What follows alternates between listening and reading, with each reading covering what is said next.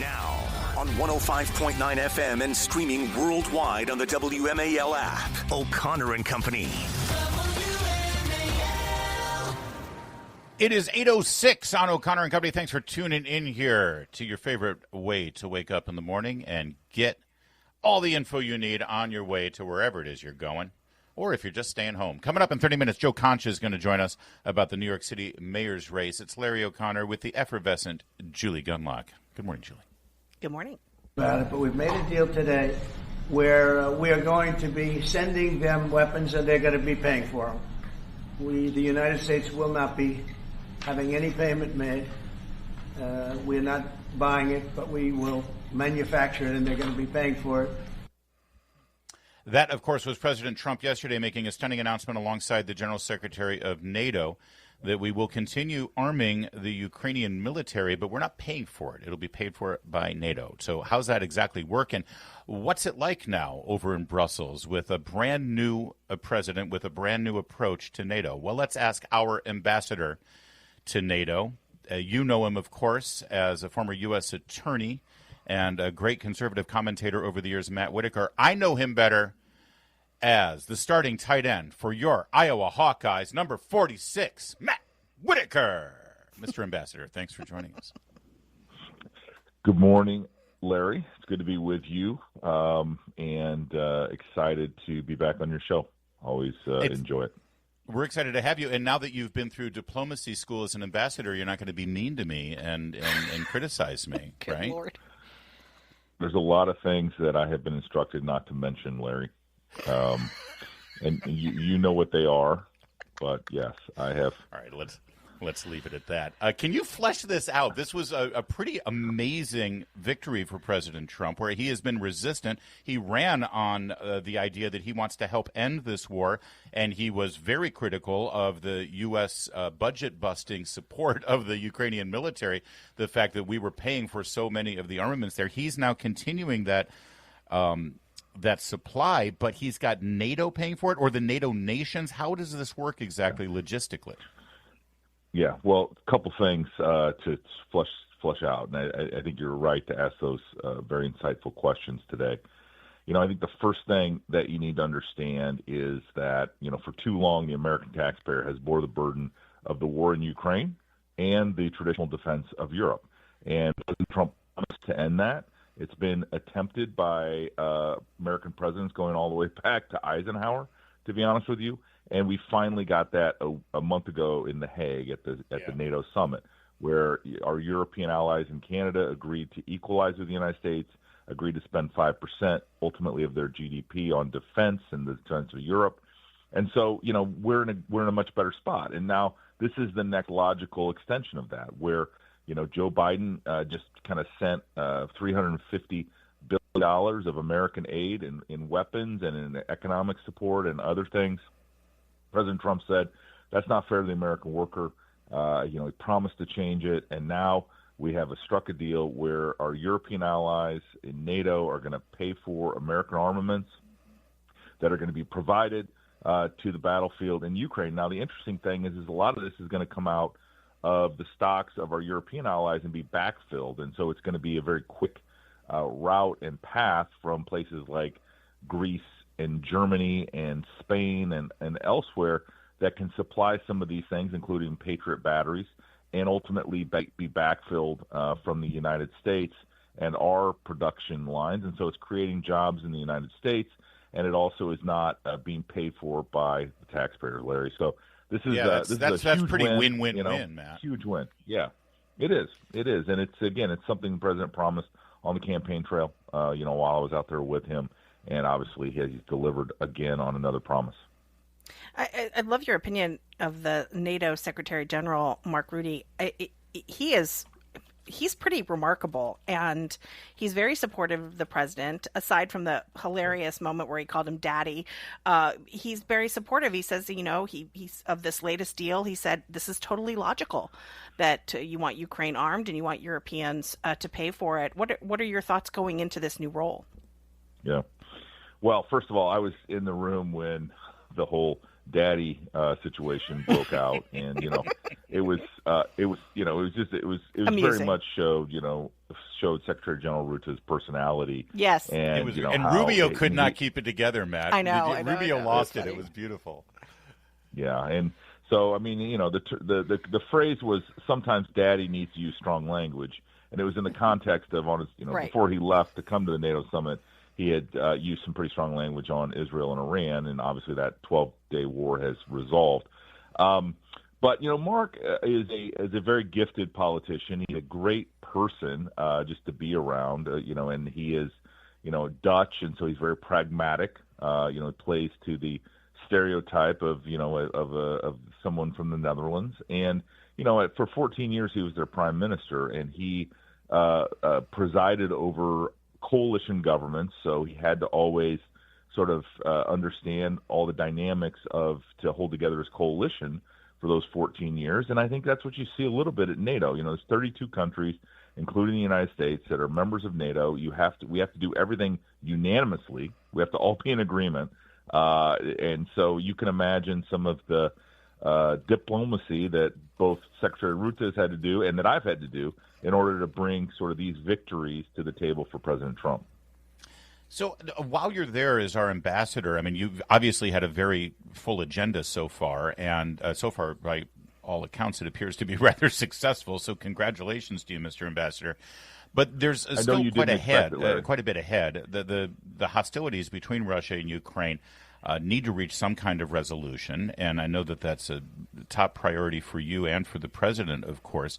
Yet at the same time, you've got some member nations of NATO, like, for instance, Turkey. It almost seems like they work contrary to the goals of NATO by continuing their relationships with some of the hostile actors here. I mean, is that a big challenge for you to be able to sort of keep everybody on the same page and yet look at some of these rogue countries? It's like, what are you doing?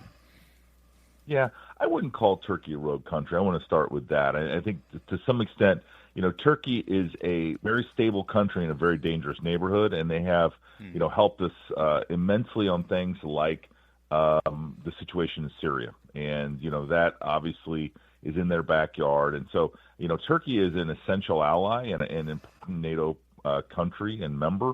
But, we have bilateral relationships with everything. My friend Tom Barrack is now the ambassador in Turkey. He's also special envoy to Syria. He's got his hands full. But I think, I'm actually very, very encouraged with kind of where that relationship stands. Can it improve? Certainly, and we will continue to work probably, bilaterally and in the NATO alliance with our Turkish allies to make sure that, but they have a large, powerful army, and, they're very important, especially in that neighborhood that they reside. Overall, I would have to say the alliance is strong. If you remember, it was not too long ago that President Macron from France suggested that NATO was brain dead, and I think he was. And, it was the election of Donald Trump that sort of focused NATO on what it needs to be focused on, and has, again, rotated European money to paying for security in Europe. And that's a big win for President Trump, and I would say it's a success. But we got a lot of work to do, as you can imagine, to bring the war to an end. There's just too much slaughter and chaos and killing, and so that's obviously one of our focuses. But we got to be able to do everything all at the same time. So other than trying to end the war between Russia and Ukraine and giving support to our allies and letting them know that they need to step up and increase their GDP for military spending so that you can have a safer Europe, beyond that, mussels and beer, followed by waffles and chocolate? And, I mean, this is a cush job, isn't it? Yeah, no, it's not at all. You obviously have visited Brussels and are a fan of some of the No, I haven't. But if an invitation is extended, I'd be Meredith and I would be on the first plane. I'm guessing that Belgium would allow you in the country. I'm not sure, but if you happen to make it through customs and immigration, give me a call and we can make sure that I have somebody from my office reach out.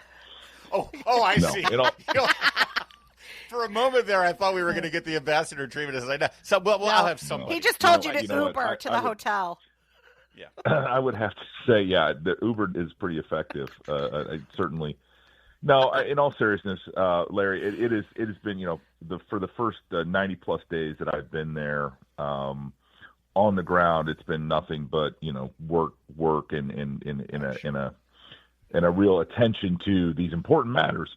But at the same time, it is, being 6,000 miles away or however far I am from Washington, D.C., it is certainly, it is not like working in Washington, D.C. And plus, we're 6 hours ahead. And so that provides an interesting kind of it's really 2 work days. I have my European work day from 7 in the morning till about 3 o'clock in the afternoon. And then, Washington, D.C. wakes up and everybody's listening to, O'Connor and company. And then, we go into the kind of easy. So my day usually ends at about 11 o'clock at night. And so it's, and then we put a quarter in it and do it all over again. So it's how do we sound in the afternoon over there, by the way? Is it, You know what? You sound more awake than normal, which is surprising. I had to step up for Ambassador Whitaker. We're so proud of you and so impressed with the job you're doing already, Mr. Ambassador. Keep up the great work. And let me see when Iowa and Michigan are playing. That would be fun to sort of hang with you in Brussels and watch Iowa and Michigan play this year. Yeah, I don't know when they're playing, but obviously Michigan. Got to check the schedule. The Big Ten is not the way they're playing UCLA, for God's sake. It's not the Big Ten. He has the time. Well, and I read this morning that there's a disagreement between the SEC and the Big Ten as to how to do the playoffs. So that was an interesting story. I think I read it in the Washington Post this morning about kind of how there's a dispute because the Big Ten wants 4 qualifiers, automatic qualifiers from the Big Ten, and 4 automatic qualifiers from the SEC, and then Big 12 will get 2, ACC will get 2, and then 1 at large.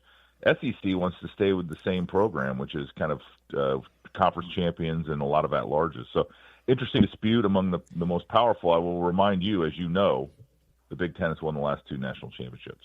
I am very well aware of it, although I have trouble acknowledging the last one since it was the Buckeyes. But yes, absolutely, the Big Ten is dominant. And be careful with it. See, now, you know what happens with President Trump. Championship denier? Wait a minute, Larry. You're No. I said it's hard to acknowledge it, but I will be forced to. And only because Michigan still beat Ohio State, so that's fine. But Ambassador Whitaker, you got to watch yourself here. I mean, as you're solving the war between Russia and Ukraine, you know how Trump is. He's going to hear you talking about college football, and he's going to give you a special assignment. I mean, Rubio's got 8 jobs right now. Grinnell's got 4. Just stay in your lane. I will do that, but again, we're just going to get so tired of winning that we're only going to have to be able to do more winning. So love that. That's all right, Matt Whitaker. We got to leave it there. Thanks for joining us. Right. Appreciate it. WMAL, making sense of the news. Live from the Home Paramount Pest Control Studios. Home Paramount, the leader in pest control since 1939. Boy, oh boy, talk about signs of the time and the reality setting in, I think, for people on the left. That it's funny, whenever I get into fights with people in my family or friends that I've worked with in the past who are liberal and they say all of these maniacal things about Donald Trump, I always sort of say, I get it, but just hear me out for a second. What if you're wrong? What if you're wrong about him and all the opinions you have of him and all of the, that he's a fascist and he's a Nazi and he's a racist and he's a sexist and he's Hitler and everyone who supports him are trying to shut up. What if you're wrong about your fellow American? What if you're wrong about me, your friend, a family member? What if you're wrong? And look at this guest essay. A former Obama speechwriter admits that distancing themselves from their right-wing family members, their conservative family members, was a mistake. Unbelievable. This is written by David Litt in the New York Times. The headline is it time to stop snubbing your right-wing family? The fact that they could only bring themselves to put that in a headline with a question mark is still rather despicable. But they're admitting the fact that they basically excommunicated people from their lives, even family members, because of the way they vote. And now they're navel-gazing a little bit and being circumspect and saying maybe that wasn't the right thing to do. Yeah, and I think it is also, these are former Obama administration officials.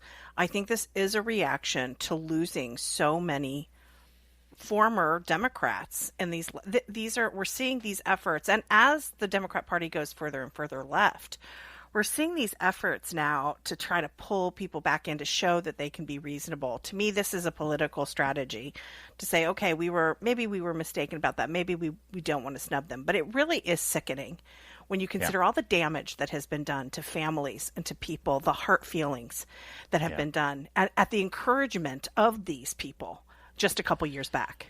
He talks about Matt Kapler, who was a friend and family member, right? I believe my wife's younger brother, brother-in-law. They used to jog together to Sondheim, lifted weights to death metal. All right, fine. The deepest divide was vaccination. I wasn't shocked when Matt didn't get the COVID shot, but I was baffled. My frostiness wasn't personal. It was, listen to this now. This is so revealing. My frostiness wasn't personal. It was strategic. Being unfriendly to people who turned down the vaccine felt like the right thing to do. How else could we motivate them to mend their ways? Do you see? Yep. When they excommunicate you from your lives, when you've got a daughter or a son or a family member, a brother, when they're shutting you off, it's not. They often will say, "I need to protect my family from your views. No. I can't do this." No, it is a weapon. It's a They are bully tactic. using their friendship and their love for you as a family member as a weapon to make you bow to them. That's right. It is trying to get you to alter your behaviors, and I do think there were some just mean-spirited efforts to cut people off. I mean, your friend and my friend Kira Davis, she's on Twitter, Real Kira Davis. She talks about how her own mother, who's in Canada, will not speak to her or her children now because of Trump, because of political differences. Yeah. There has been such damage in this country done to communities, to families. And again, this was all encouraged, whether it was just bullying and mean-spiritedness or trying to get people to change their ways or making them feel like social outcasts. Look, the left told us for years during COVID, you have no place in society if you, one, support Trump because Nazi, orange bad man, or if you don't get the COVID shot because, you don't care about your neighbors.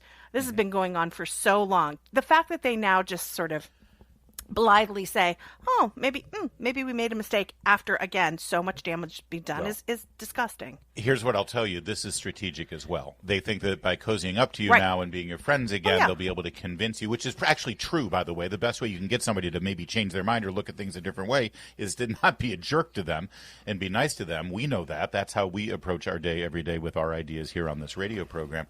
But it's still, they still don't quite recognize that it's just wrong to elevate politics to such a level that you pick and choose who you want to associate with and who you will have in your life. It's honestly one of the most deteriorating effects of the last several years. And it did start with Obama.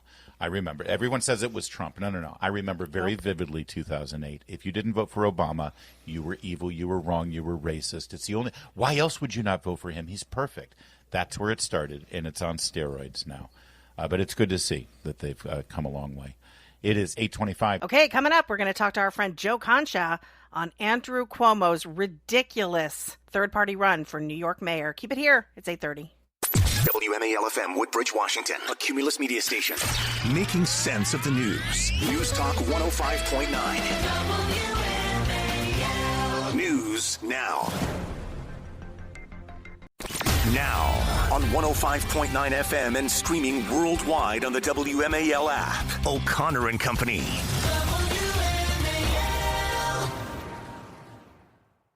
Hand this whole radio station over to the capable yet erratic hands of Chris Plant for the Chris Plant Show. But first, we have plenty more to get to.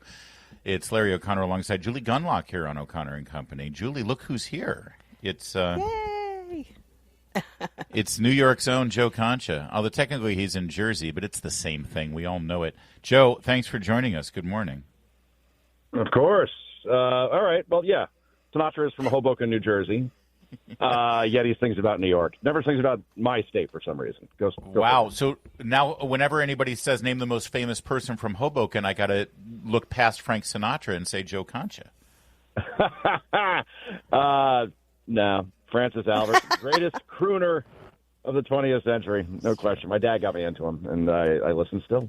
Hi. Joe, of course, Fox News contributor, graduate Terrapin from the University of Maryland, and his latest book is The Greatest Comeback Ever, Inside Trump's Big, Beautiful Campaign. All right, so you've got this Kami Mamdani guy who is getting about 35% of the vote in the recent polls, which normally would be a losing number. But these other three, Sliwa, Adams, and now Cuomo, have all decided that they're going to split the anti-commie vote. There's no way Andrew Cuomo can win this. The people of New York loathe this man. Yeah, and we know this because he ran against Zoran in the Democratic primary and got beat by 10 points. So now he expects to win after the fact. It's like fighting Mike Tyson all over again in the 80s when you got knocked out in the first round. It's like there is no point in doing this, but his ego is so massive that he believes that somehow he could pull this off. But yeah, to your point, Mamdani can win with 32% of the vote, and then the other three split, lower numbers like in the 20s or teens. And then you have an anti-Semitic communist running the most complex, biggest city in the country. Now, the good news is if you vote Republican or MAGA, then the media will be stupid enough to tell you that he is now the roadmap. He is now the way to win. And what works in New York does not work in Pennsylvania, Wisconsin, Michigan, North Carolina, Georgia, Arizona, Nevada. That we know. So if they want to make this a national model, roll the dice, people, because we ain't New York. So, Joe, is there a way? I mean, will any of these three be able to put their egos aside and coalesce and make some sort of like a coalition government and say the important thing is to keep Mamdani from ruining New York? So, share power or something. I don't know. Larry, just follow the money, right? In these situations, always do. So I think maybe now all three contenders stay in, but then if the money dries up, particularly for Cuomo, because I can make a case for Adams and I can make a case for Sliwa for staying in, because Sliwa is the Republican nominee, so you need someone to represent the other party. Eric Adams literally is the sitting mayor of New York, so why should he back out? Cuomo is the wild card here, and I think once in September, if he sees the polls showing him losing badly, then if he wants his legacy to be, all right, governor who was ousted for sexual harassment, but really should have been ousted for killing 15,000 people in nursing homes and then losing twice to a communist in a mayoral election, he wants to be that guy, then fine, I guess. But, yeah, I think he would be the first to go. And if that happens, I still think Mamdani wins because the energy in the AOC wing of New York is with him. And, again, he doesn't need 50%, just needs about 35, 36%, and he's your next mayor of New York, despite wanting, government-run grocery stores, free everything. He's the Oprah candidate. And you get free universal child care, and you get free busing, and you get free subway. And that works, I guess, with young people who are dumb enough to buy it. Yeah, and Joe, just really quickly to finish up on this, and I don't mean to ask you to get all Freudian here, but, don't you think some of the stubbornness on the part of Andrew is related to the fact that his father was mayor, his father had this sort of storied political career, this is a political dynasty in the United States, and it's in its death throes. Do you think there's a little bit of just unwillingness to give up this sort of long line of political accomplishments from this family? Well, it's a great point, right? And Andrew Cuomo was an excellent governor of New York City. He's a Democrat. He ran it more like, a centrist, and that's why he kept winning. That's why he got a bridge named after him, all that stuff. So, yeah, there's that pressure that but you could go out two ways. You could get out gracefully, or you could lose, and then everybody points the finger at you for getting a communist elected. So I would take the former if I'm Andrew Cuomo. Right. But, again, the ego is as massive as the Empire State Building itself. So what do you say to people outside of the New York metropolitan area who look at this and just sort of shrug and say, well, that's what they get? Yeah. Oh, boy. And a lot of people say that, right? Yeah. I mean, Chicago is my favorite city, and when Brandon Johnson was elected, everybody's like, all right, good luck. You just elected somebody worse than Lori Lightfoot, which is really hard to do. And now that guy's at 6% approval in Chicago, right? Karen Bass runs Los Angeles. We see how she's doing there. Every major city seems to be elected by a far extreme blue Democrat. So I hate to say that, like, well, you get what you deserve, but they kind of do in the sense where only 23% of New York voted in the last mayoral election. So 3 out of 4 people stayed home. So if you're not going to vote, don't complain afterwards. But that seems to be the pattern in New York. People just don't vote. It's that simple. It's frustrating. So are there broader implications here you sort of alluded to it here for the Democrats, and we now see this guy running for mayor in Minneapolis, and he seems to be taking the same playbook, not just the ideological playbook, but also the social media videos, the use of TikTok. I mean, the elder statesmen of the Democrat Party need to either reject this and say, no, this is not the direction we're going to go, or they're probably going to embrace it, and this is how they're going to try to win the presidency. Right, or they'll thread the needle like Schumer and Hakeem Jeffries are, where they don't endorse, so they don't exactly condemn either, right? So it's that wobbly middle, I guess, they're trying to walk, and it ain't working. Yeah, who are the elderly statesmen of the Democratic Party at this point? I guess it's Schumer, who, gas station sushi is more popular than him at that point, so that's not good. Yeah. Hakeem Jeffries, who's a wimp, right? Yeah. And then, I don't know, John Fetterman is the only person that makes any sort of sense over there and is willing to buck his party, but everybody else is petrified of pissing off the TikTok young voter crowd, I guess, and so no one's going to stand up for this. And the media is going to cheer it on, by the way, because you rather have Mondami as mayor and all the sound bites that come with him and all the controversy than someone boring like Eric Adams or Andrew Cuomo. Joe, I earlier made a passing reference to Andrew Cuomo's nipple rings, which I thought was just common knowledge. And everybody's now, and Julie just sort of like was shocked. I mean, everybody knows this, right? We remember that from the pandemic. That's true. Yeah, I can't get that visual out of my head now. Thanks. There goes that Tuesday. Yeah, I just wanted you to fact check me. I wanted to make sure everybody recognized that was exactly. You don't have to. You don't have to remind us. We don't need to be reminded. He had him on, and then his brother Chris has the big Q-tip on the air. Let's just say Daddy's not smiling down from heaven right now on either front. Thank you, Joe. Always good to talk to you, my friend. Hang in there. A pleasure. Thanks, Julie. Thanks, Larry. 8:44.